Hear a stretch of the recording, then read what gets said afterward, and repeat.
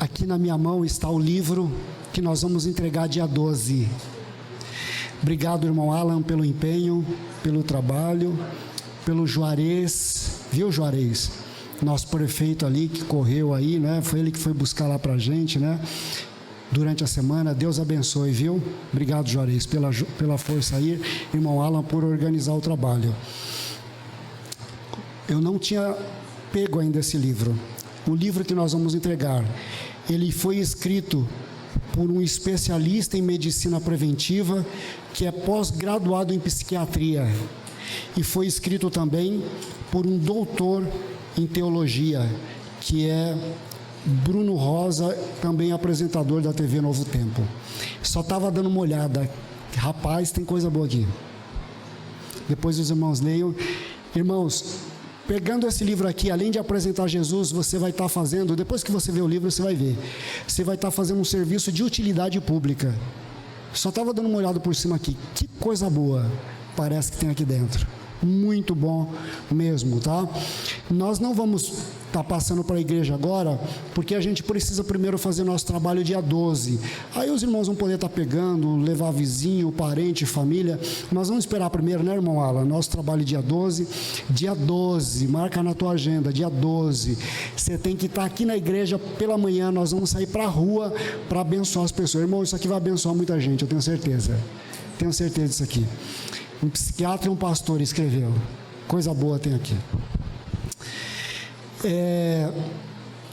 Esse fim de semana, nós estamos voltados na agenda da associação, está falando sobre mordomia cristã. Hoje nós vamos apenas fazer o tema do sábado.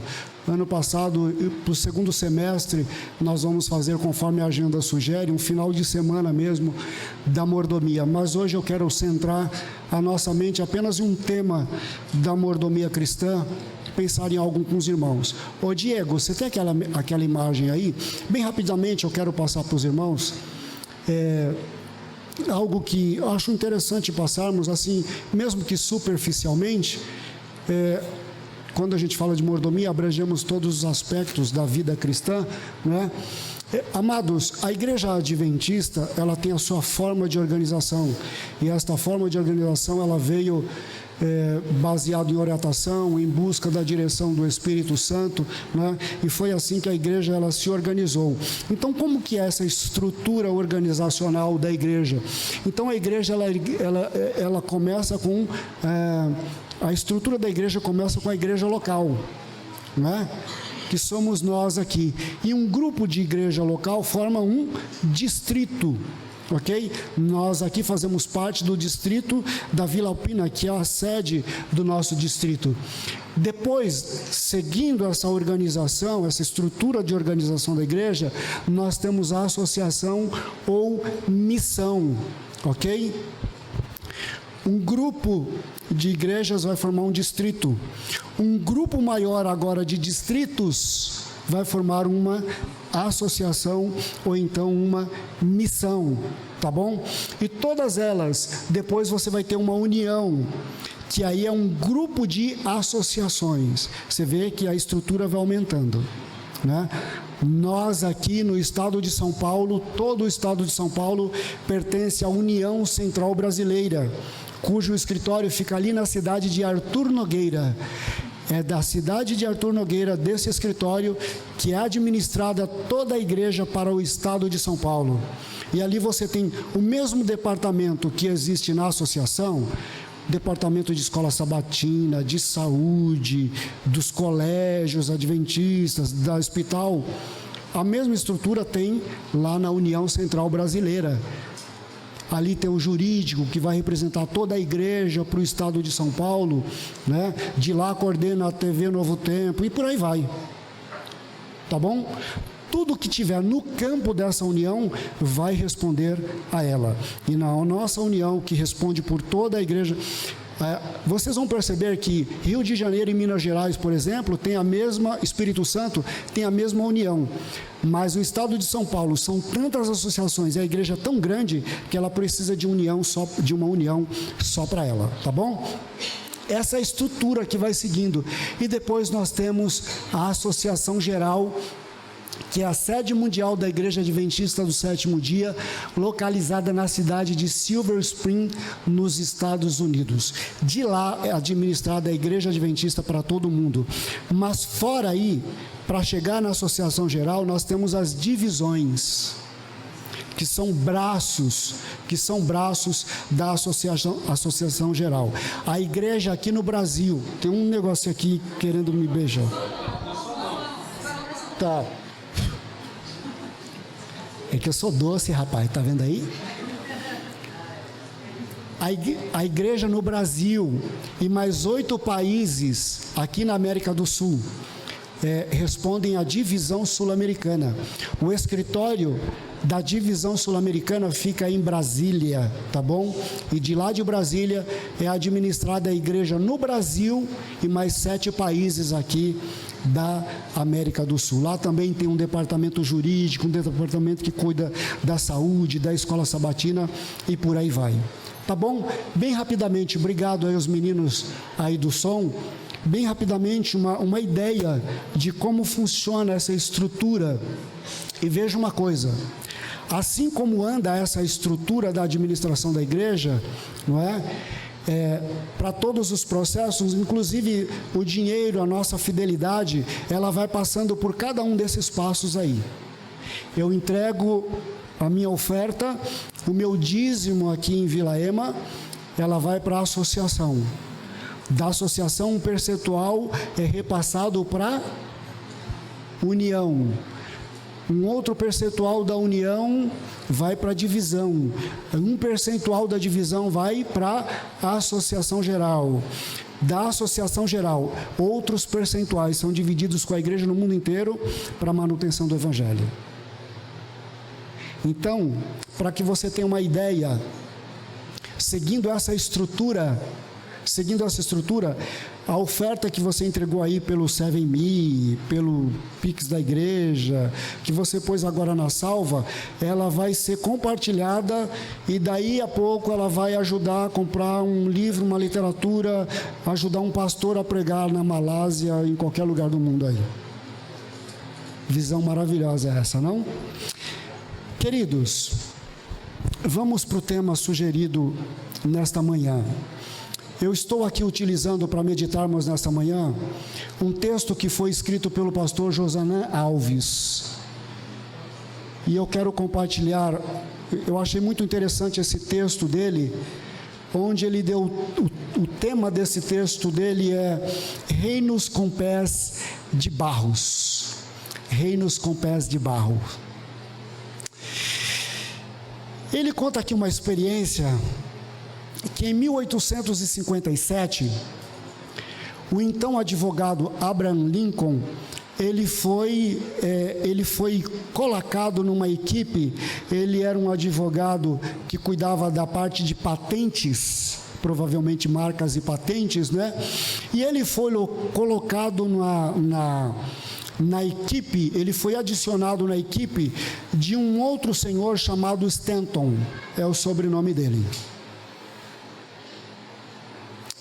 Mas quando ele foi colocado naquela equipe, aquele senhor Stanton olhou para Abraham Lincoln e falou assim: tira esse camarada daqui, eu não quero esse camarada aqui na nossa equipe. E olha o que ele chamou Abraham Lincoln. Esse camarada, na verdade ele disse o seguinte: esta estranha criatura de braços longos e de pateta. Criatura estranha de braços longos e de pateta. Se alguém te chamasse de pateta, você gostaria de trabalhar com uma pessoa assim? Sei lá, né? Só tem um detalhezinho. Quando Abraham Lincoln se tornou presidente dos Estados Unidos, ele chamou Stanton para ser aquele camarada que cuidaria da parte do exército e das guerras. Um dia, um congressista chegou para o presidente, agora presidente, Lincoln, e falou o seguinte: olha, eu acho bom nós pegarmos os nossos exércitos do leste e juntar com os soldados do oeste. E esse congressista então foi até o presidente e falou: o que o senhor acha? A gente vai criar uma integração maior entre os soldados. E essa ideia chegou para quem? Para o ministro que cuidava do exército, o Stanton. Ele falou: então, tem uma ideia aí que foi dada de juntar esses dois grupos para criar uma interação maior, e o presidente Lincoln está sugerindo que isso seja feito. O Stanton olhou e falou assim: o presidente é um idiota por aceitar essa ideia. Rapaz, é o presidente, ele é idiota concordar com uma ideia dessa. O congressista pegou e foi lá falar para o presidente: o camarada lá te chamou disso aqui. É mesmo? O Lincoln falou assim: rapaz, se ele está me chamando disso aí é porque provavelmente eu sou. Porque Stanton praticamente, raramente se engana. E o Lincoln foi conversar com o Stanton. E depois de uma boa conversa, ele percebeu que o Stanton estava com razão. E ele reconheceu que ele estava com razão. Amados, para isso acontecer, demanda que se tenha muita humildade. Muita humildade. No texto que eu quero, que vai ser a base do nosso estudo, eu convido você a abrir a sua Bíblia em Daniel capítulo 2. Nós não vamos ler, mas nós vamos aqui apenas fazer uma reflexão sobre o que está acontecendo aqui em Daniel 2. Veja como procedeu Lincoln quando percebeu que uma pessoa a quem ele chamou para fazer parte de seu governo, quando ele reconheceu que a pessoa estava com razão, ele simplesmente admitiu de maneira muito humilde, ele reconheceu que estava errado, simples assim. Aqui em Daniel 2 nós conhecemos o texto. Caso alguém não se recorde desse texto, eu sugiro que faça a leitura em sua casa. Mas aqui em Daniel 2, um rei também teve um sonho. Nabucodonosor chamou lá os seus homens de apoio, seus sábios, e ele pede então para que o sonho lhe fosse contado e interpretado. Isso não ocorreu, eles não puderam, tentaram ganhar tempo, mas não conseguiram dizer qual era o sonho do rei, o significado do sonho. O rei ficou bravo, né? Falou: vamos acabar com essa gente, se ninguém consegue revelar, acaba aí com esse povo, com esses sábios aí. E pega também aqueles que nós trouxemos lá de Israel, Daniel, os amigos dele, vai todo mundo, quem for considerado sábio na nação, vai morrer. Mas aí nós conhecemos a história. Daniel pede um prazo, ele ora a Deus, e Deus mostra a Daniel o que era aquele sonho do rei e o que significado, né? O rei havia sonhado com uma grande estátua, e aquela estátua simboliza reinos que viriam, começando por reino de Nabucodonosor, e então partindo para outros reinos. E essa estátua estava apoiado em pés que eram formados de ferro e de barro. Estrutura totalmente o quê? Volátil, desproporcional. Só que uma coisa interessante: assim como aconteceu com esse homem do exército aqui de Lincoln, Daniel agora se põe na presença de Nabucodonosor e começa a dizer para ele: olha, rei, o seu sonho é uma estátua, você aí a cabeça de ouro, agora você é o camarada da vez, o teu reino é forte, é poderoso, só tem um detalhe: o teu reino vai passar. Vai vir um outro reino que também vai passar. Vai vir um outro que também vai passar. Demandou muita humildade da parte de Nabucodonosor, que se vangloriava do reino que tinha, ouvir de Daniel que o reino dele chegaria ao fim. É verdade que ele vai ter depois umas atitudes, ele vai ter que passar por um outro processo onde ele de novo vai reconhecer que Deus é soberano. É verdade, mas quando ele ouve aquela mensagem de Daniel, demandou dele muita humildade, para que pudesse entender que a mensagem dada por aquele homem era a mensagem que vinha de Deus, e reconhecer e admitir que o reino dele passaria. É claro que depois ele tenta apagar essa ideia, faz lá uma outra estátua, e vai tendo umas experiências dele com Deus, até que finalmente Nabucodonosor reconhece que sim, ele passaria, o reino dele passaria, como os demais que Daniel havia avisado. Queridos, 4 pontos aqui nessa profecia de Daniel, ou dada por Daniel,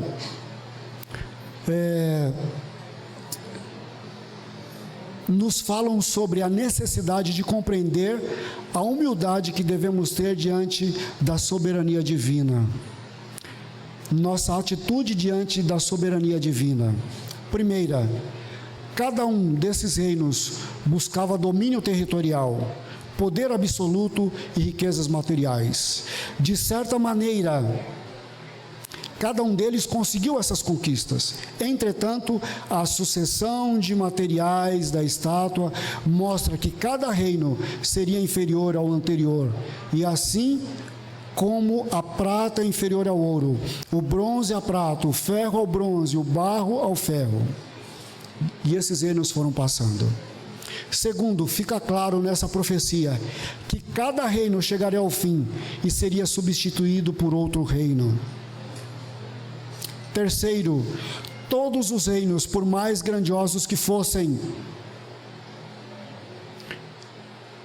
estavam sendo sustentados por uma frágil estrutura de barro e de mistura com ferro. E por fim, todos os reinos seriam despedaçados e reduzidos ao pó por um reino que duraria eternamente. Isso está lá em Daniel 2, 34 e 35.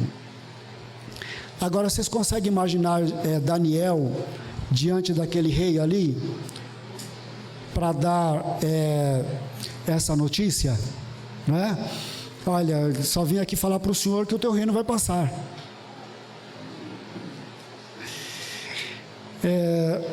Mas, irmãos, muitas vezes quando nós lemos essa história e estudamos o capítulo 2 de Daniel, o problema de muitos de nós é que nós estudamos esse capítulo apenas do ponto de vista histórico. E talvez perdemos a oportunidade de vermos apenas ali as sucessões dos reinos, tal, e nós perdemos às vezes a oportunidade de ir mais além, mais profundo nesse capítulo. E nessa manhã eu quero convidar os irmãos, assim como especifica o pastor no seu texto, eu quero convidar você a ver esse sonho uma interpretação como a história de cada pessoa e a resposta divina ao desejo natural do ser humano de estabelecer seu próprio reino em oposição ao reino de Deus. Eu gostaria que pensássemos nesse capítulo hoje como se fosse a minha e a sua história. Cada um de nós tem um sonho, às vezes, de formar o seu próprio reino, através de conquistas, através de coisas que possuímos ou que queremos ter, através do poder sobre alguém, influência, enfim. Talvez essa seria uma boa perspectiva para pensarmos esse capítulo. Em maior ou menor grau, todos queremos domínio, poder e riquezas, e não há problema em desejar essas coisas, desde que a nossa compreensão dessas palavras esteja de acordo com a compreensão divina. A questão é que Ele sabe como essas coisas são passageiras, e Ele deseja que seus filhos se dediquem unicamente às coisas e ele não deseja que seus filhos se dediquem unicamente às coisas finitas. O domínio que devemos buscar não é território, mas sim a sujeição de nosso caráter. O poder oferecido aos filhos de Deus não é medido por status ou função. O critério correto é a plenitude da presença do Espírito em nossa vida. A riqueza divina disponível não se mede pela quantidade de dinheiro na conta do banco. O importante é o amor que dispensamos a Deus e ao semelhante. Vou repetir essa frase. O importante é o amor que dispensamos a Deus e ao nosso semelhante.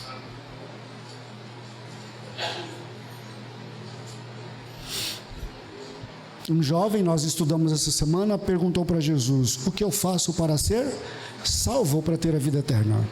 Jesus falou: é simples. Guarda a lei. Já guardo. Então ele estava dizendo assim: eu já sirvo a Deus, eu já amo a Deus. Não é isso? Quando ele disse que já guardava a lei, ele estava dizendo o quê? Eu já amo a Deus. Mas Jesus, olhando o coração daquele moço, como ele olha o coração de cada um de nós nessa manhã, olhou para ele: só te falta uma coisa então, já que você guarda a lei. Você precisa de uma coisa. E aqui Jesus chamou ele para essa frase que nós acabamos de ler. Você diz que já ama a Deus, porque você guarda a lei desde garoto. Isso que você tem bastante dinheiro. Vamos ajudar algumas pessoas? Desfaz do que você tem, entrega para as pessoas e me segue. E aí você vai ter o quê? Reino. O que você quer, você vai conquistar. E a Bíblia diz que ele virou as costas e foi embora porque tinha o quê? Muito dinheiro. Nós precisamos de coisa, nós precisamos estudar, todos nós queremos e precisamos ter uma vida estável, uma vida que nos proporcione conforto, mas é assim, o principal de Deus para a nossa vida não é isso que Ele quer. E por isso eu convido você a abrirmos a Bíblia agora, para lermos algo que vai falar a nós nesta manhã. Eu convido você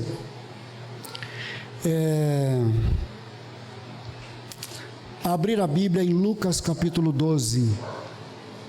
E eu quero meditar com os irmãos, pensando do aspecto da nossa mordomia. Eu quero meditar com vocês a partir da experiência dessa parábola contada pelo Senhor Jesus Cristo. Lucas capítulo 12. Por favor, abre aí a Bíblia, a sua Bíblia, em Lucas capítulo 12.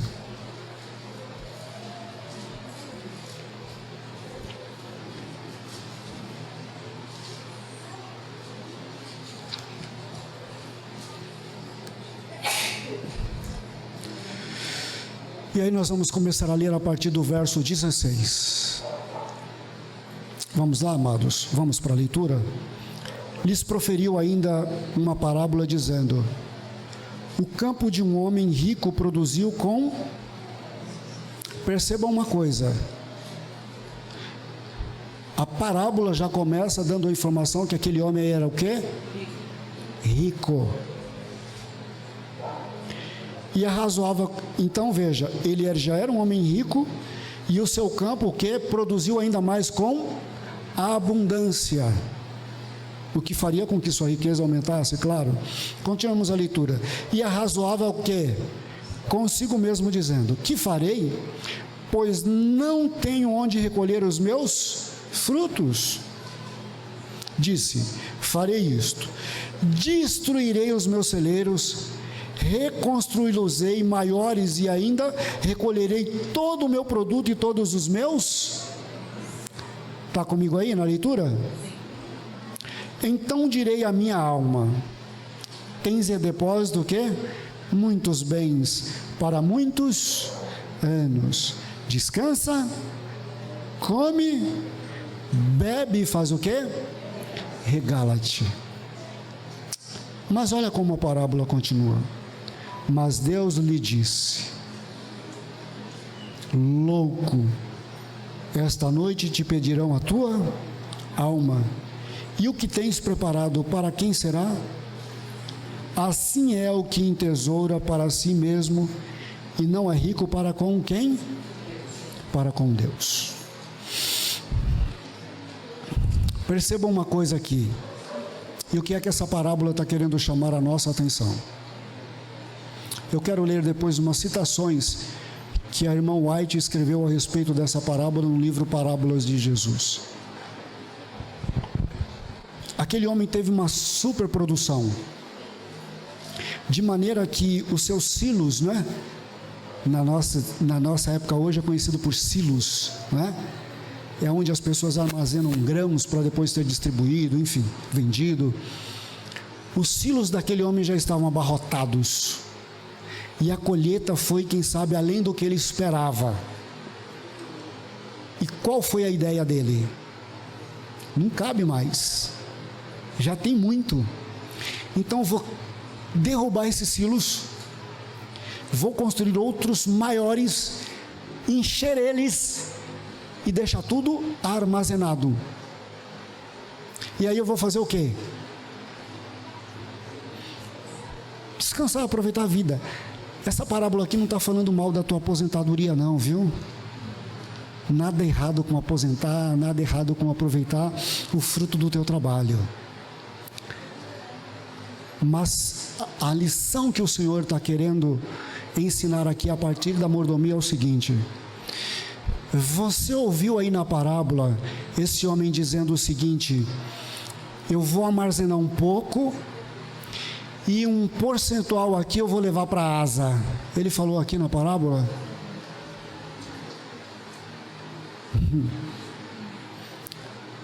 Tem uma instituição aqui próximo da minha casa e eu vou fazer uma parte aqui, só vou armazenar mais um pouco, mas a maior parte, porque eu já tenho muito, já é o suficiente para muitos anos, eu vou então servir algumas instituições aqui, alguns colégios, algumas casas que acolhem viúvas, que acolhem órfãos, estrangeiros. Foi isso que ele disse na parábola? A ideia aqui é que ele recolhia o quê? Ele ia abraçar tudo, sem pensar em ninguém. Isso tem um nome: egoísmo. O que esta parábola está chamando a minha e a sua atenção, e atenção, a repreensão de Jesus aqui é isto: é que este homem na parábola, em momento algum ele pensou no seu semelhante.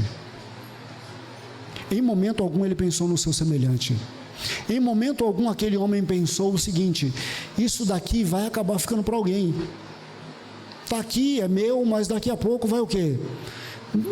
De repente o filho nem vai fazer conta, como acontece com muitas propriedades por aí, não é? Os filhos nem vão fazer conta, vai ficar aí abandonado, largado, jogado, nem faz conta. O que Jesus está querendo ensinar com esta parábola para nós? E aí eu quero fechar com estas lições extraídas aqui do livro Parábola de Jesus.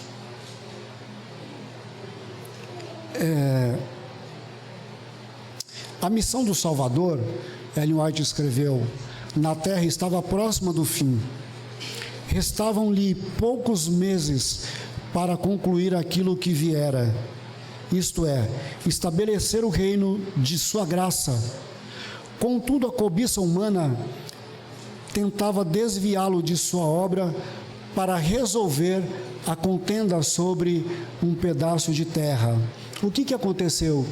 Dois irmãos vieram até Jesus e falaram: olha, diz para meu irmão aí qual que é a parte dele na propriedade, e ficou aquela disputa ali, né? Quem tinha mais direito a um pedaço maior, enfim. E é nesse contexto que Jesus vai e conta a parábola desse homem. Aqueles dois irmãos brigando ali, aqueles dois irmãos brigando por propriedade, vêm até Jesus, estabelecendo ele como se fosse um juiz, né? E é nesse contexto que Jesus aproveita aquele momento e conta a parábola deste homem aqui, que teve esta grande colheita.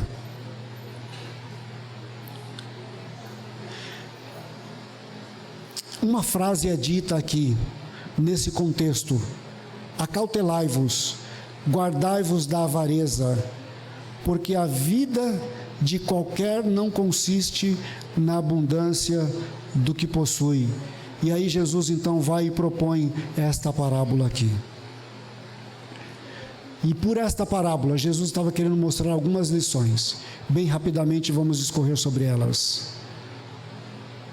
Jesus estava propondo nessa parábola que nós acabamos de ler, desse rico insensato, ele mostra que a loucura de fazer dos que fazem do mundo o seu tudo, a loucura das pessoas que fazem do mundo o seu tudo.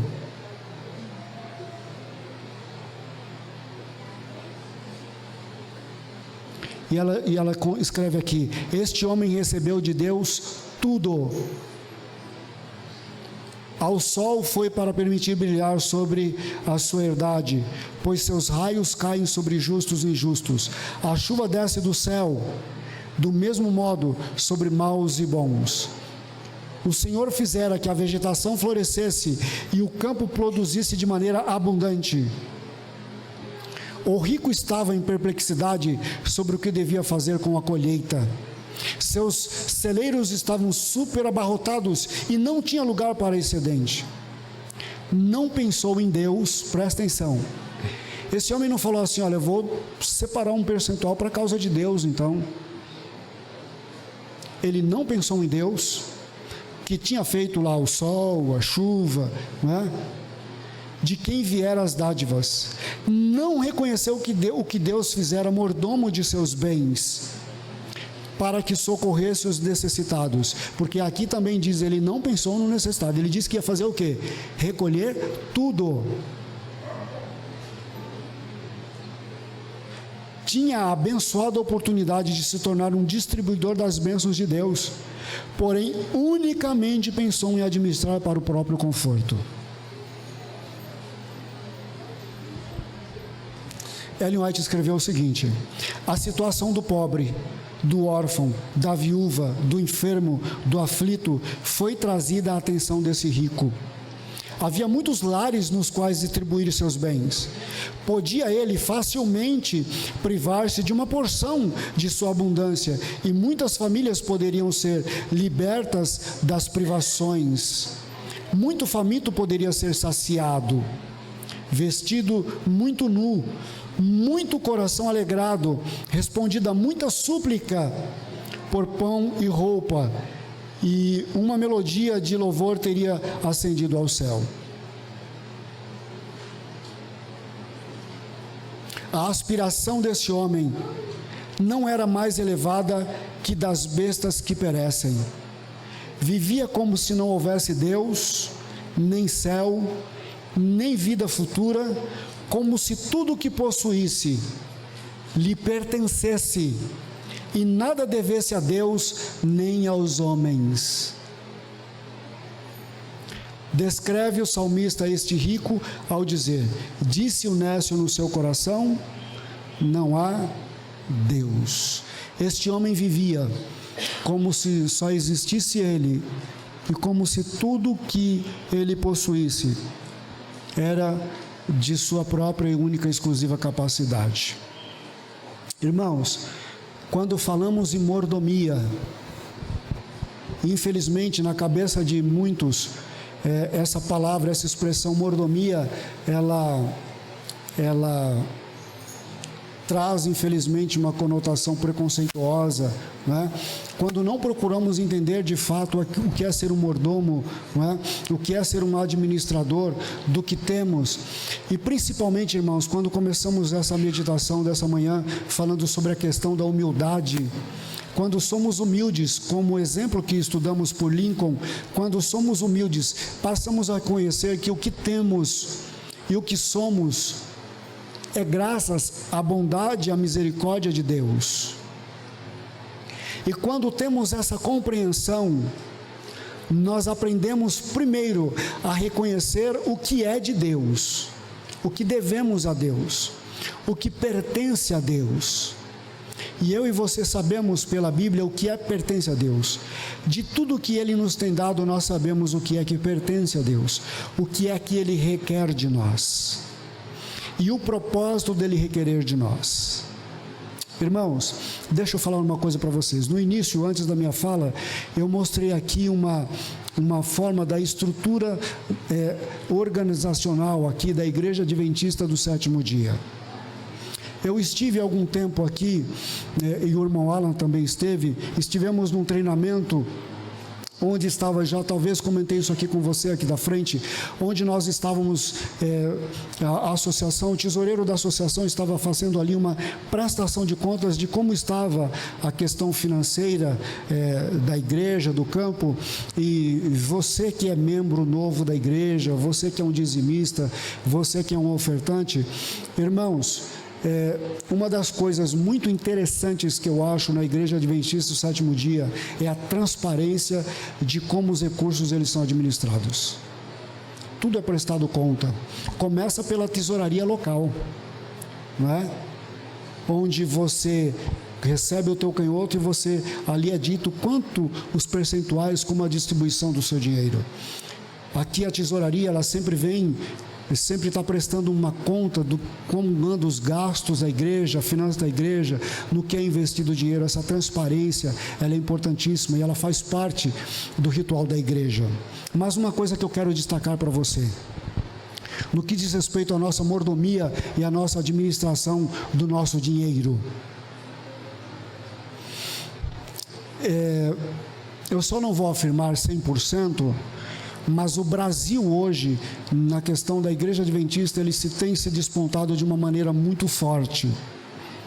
Talvez, não vou afirmar porque eu não tenho dados agora recentes, isso que eu ouvi foi do ano passado, mas talvez nós somos, a Igreja Adventista no Brasil hoje, talvez ela seja maior do que o resto do mundo. Uma coisa interessante, nossos dízimos e nossas ofertas, ela tem praticamente garantido a pregação do Evangelho em quase toda a América do Sul.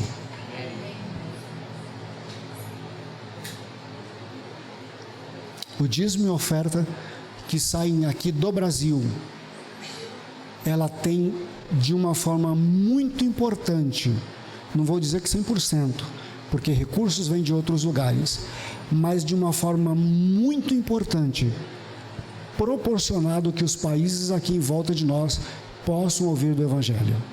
Neste exato momento, na Argentina, no Uruguai, em outros países que você pensa aqui da América do Sul, pastores e pessoas estão tomando o púlpito graças à oferta que você deu, ao dízimo que você tem devolvido.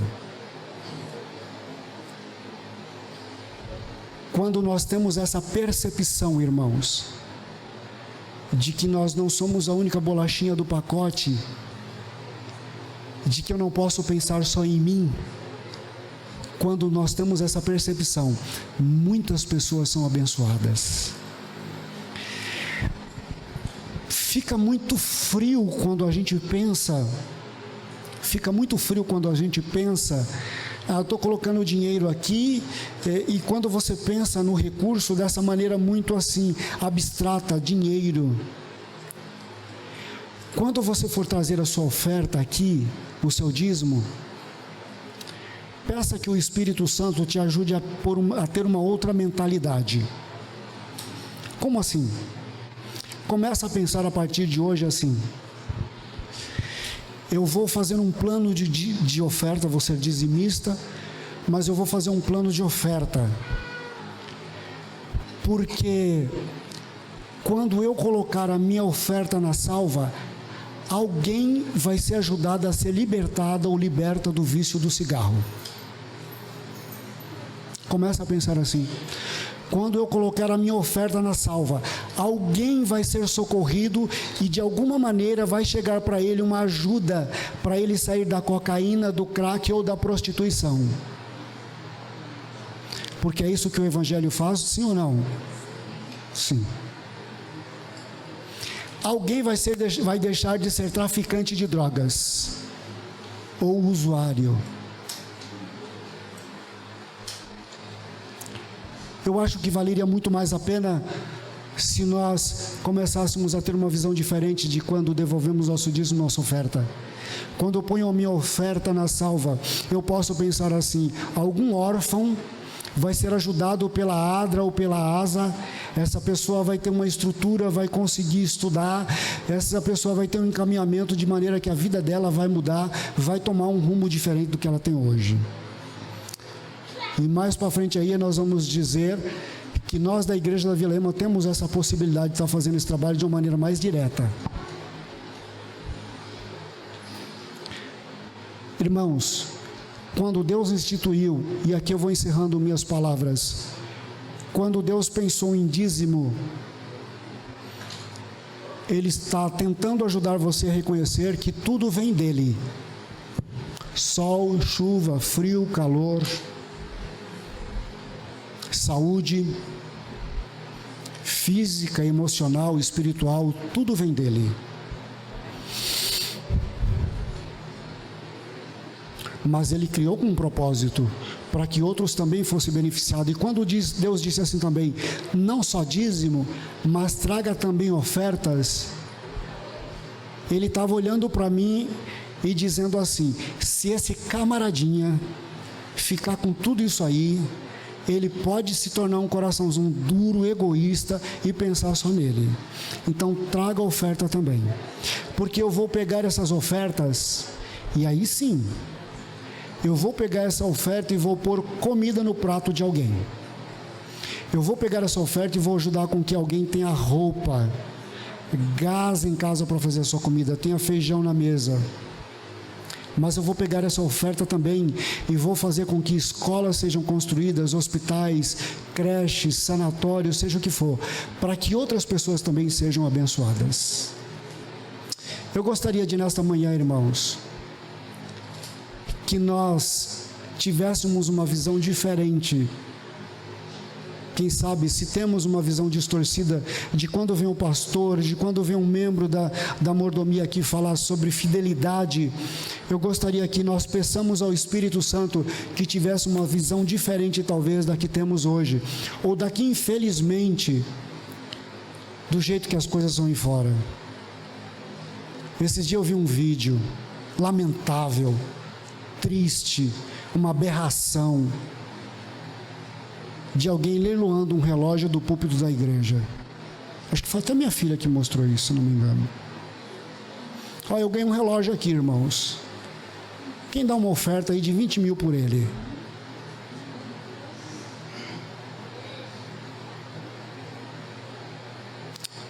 Quando você traz, não foi na igreja adventista, viu? Só para acalmar o coração de vocês, não foi na igreja adventista isso. Mas quando Deus pede fidelidade, primeiro Ele sabe que precisa tratar no meu coração, Gilberto, no seu, um probleminha que pode surgir, chamado egoísmo, tá bom? Ele sabe que esse probleminha pode aparecer aí.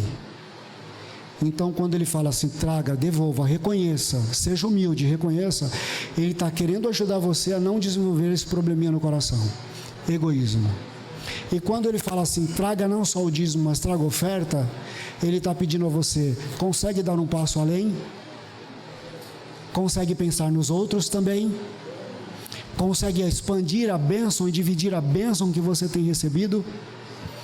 É isso que Deus está propondo para mim e para você. E irmãos, sem dúvida nenhuma, eu quero afirmar a vocês o seguinte, eu não tenho dúvidas disso, tendo em vista os relatórios que a gente recebe aqui. Muitas crianças, eu creio nisso, muitas crianças já conseguiram se formar, quem sabe tornar enfermeiros, técnico de enfermagem, ou qualquer profissão que você possa imaginar aqui, com a sua e a minha ajuda. Eu quero, na eternidade, quem sabe Deus me dar a graça de conhecer essa pessoa. Não tenha dúvida disso, que a tua oferta, que o teu dízimo possibilitou que alguém hoje esteja assumindo um púlpito, salvando vidas, porque você foi fiel na tua oferta, no teu dízimo. Não duvide disso. Os relatórios estão dizendo isso para você. Então, nesta manhã, eu quero, em nome de Jesus, fazer um apelo a você. Se porventura a tua fidelidade com Deus não está em dia, eu quero apelar a você nesta manhã, em nome de Jesus, que repense isso.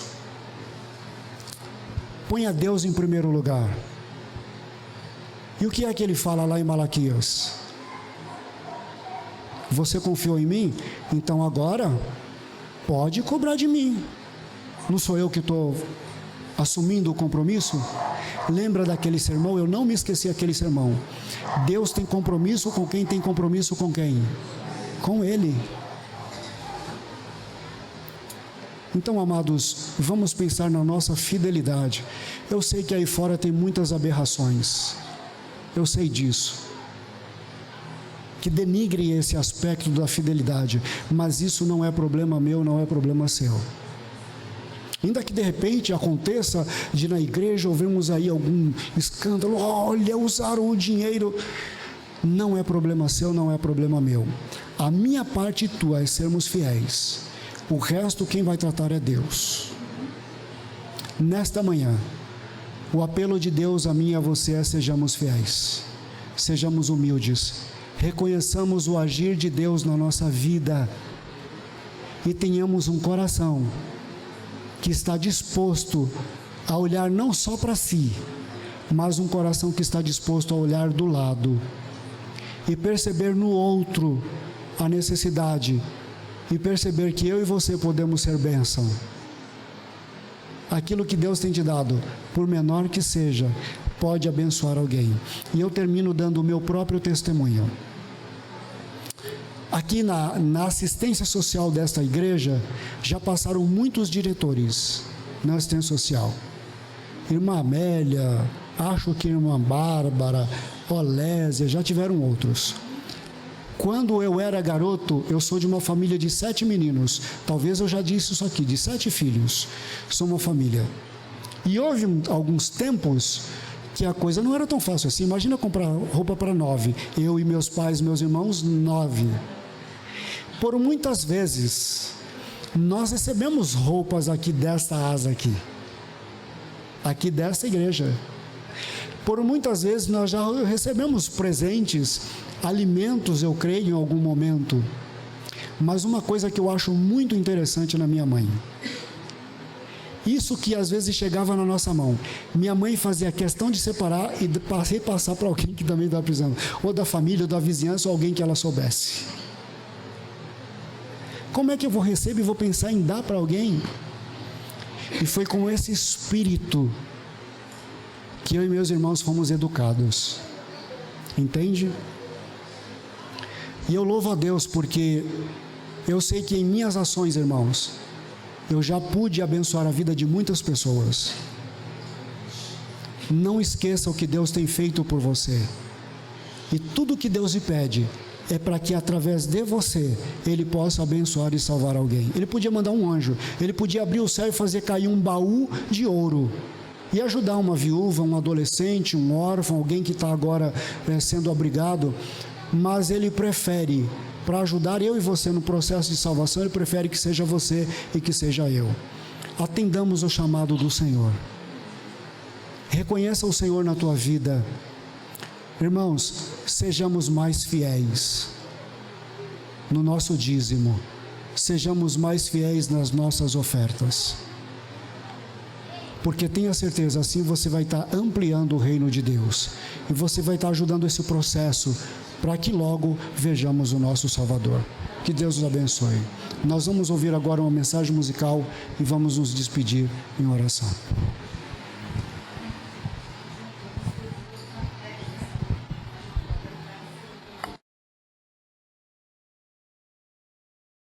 Som.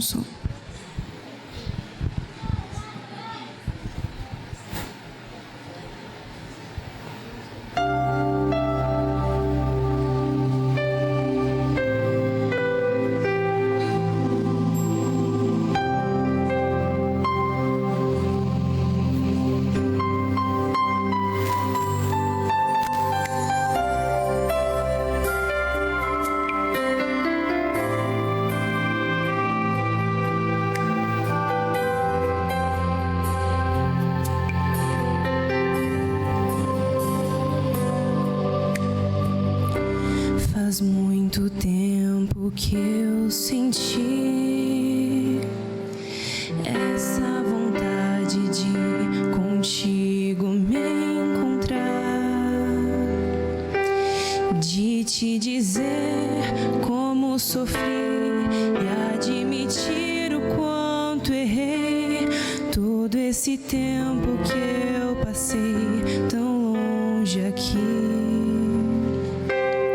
a perecer. Não poderia imaginar que o meu passado tu pudesses esquecer.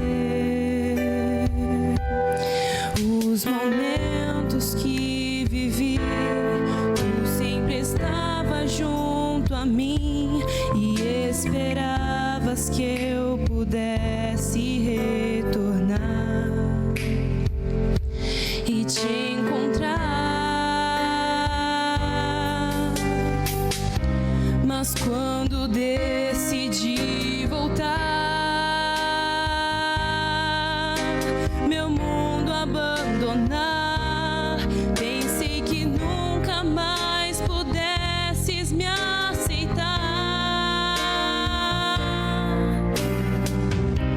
Me estendeste a tua mão, me deste o perdão, e nos teus braços como um rei eu me senti. Me deste a vida, me deste abrigo, me deste colo como na primeira vez. Porque me amas, eu não entendo, mas dos teus braços eu não quero mais sair, não quero mais sair.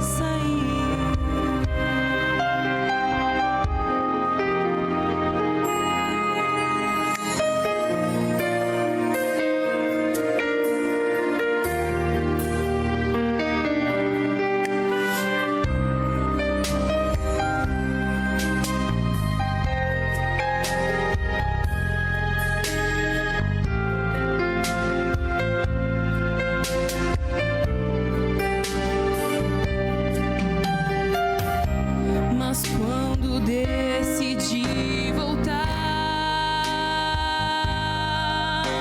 meu mundo abandonar, pensei que nunca mais pudesses me aceitar. Me estendeste a tua mão, me deste o perdão, e nos teus braços como um rei eu me senti. Me deste a vida, me deste abrigo, me deste colo como na primeira vez. Porque me amas, eu não entendo, mas dos teus braços eu não quero mais sair. Oh,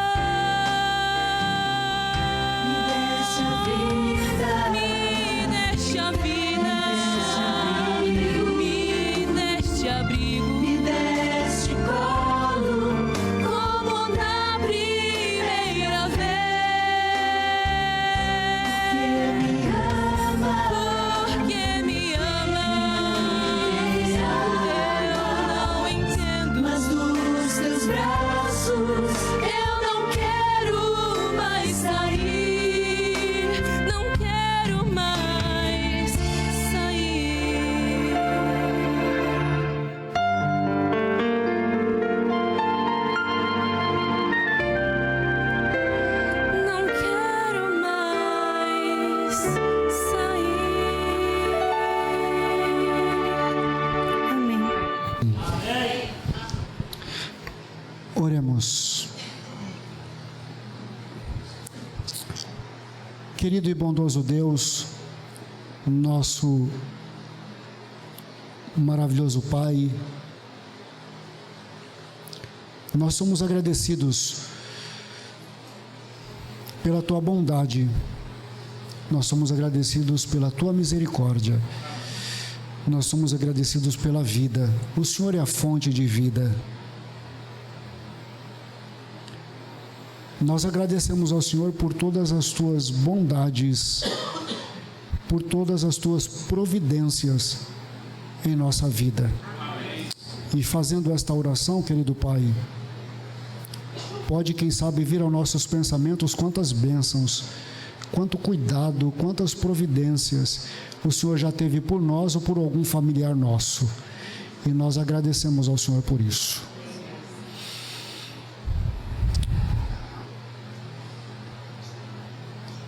Muito de nossa vida, Senhor, enquanto estivermos neste mundo, passa e vai passar pelos bens, por recursos financeiros. Para muito nesta vida, precisamos desses recursos financeiros. E queremos pedir ao Santo Espírito que nos dê habilidade, que nos dê sabedoria para adquirir esses recursos. Mas, Pai, queremos pedir ao Senhor que a cada centavo que nós adquirirmos, nós reconheçamos que o Senhor é o nosso Deus e quem é que nos tem dado cada um deles.